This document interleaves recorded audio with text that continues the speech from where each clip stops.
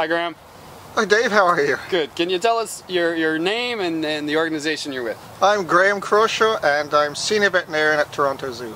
So, first question. What is a senior veterinarian doing over at BioBlitz? Well, I'm a biologist and a zoologist as well. I like to think I am anyways, so I like every opportunity to come and learn not just about zoo animals, but to contribute and to learn myself about native wildlife, and what a great opportunity this is. The zoo is located right in the heart of the Rouge Valley, and the zoo's been around for close to 40 years now, so we're very, very familiar with some of the native wildlife that lives here in the Rouge, because it's in the zoo, and we like to live with it too, and although sometimes they're a little bit too close. But every opportunity that we have, I think, to learn more about the wildlife in our own backyard, we're happy to take. Well, yeah, so we live with all the wildlife here, and we learn. So this afternoon I was up in the elephant house, and of course the elephant's the largest animal in the zoo, and they're running through the elephant house, came across some of the smallest animals around here, a mouse and a chipmunk. And lo and behold, just looking there, the chipmunk comes out, grabs and kills the little mouse and runs off with it. So here we have a chipmunk, which is basically a rodent, a squirrel. You don't think of them normally as being carnivores, but he saw a meal in that mouse, and he took off with it. And as we know, chipmunks and squirrels will take some small meat on the hoof sometimes too, but interestingly the elephant didn't notice.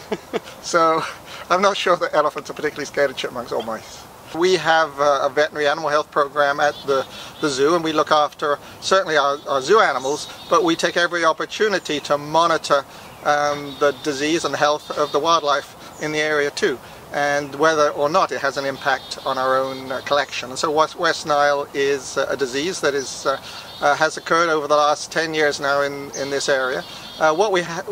And we have certainly lost some zoo animals and a lot of native wildlife originally. That seems to have reduced over the last few years, but it's quite likely it will come back at some stage. But there's other diseases we're certainly concerned about that affect the wildlife.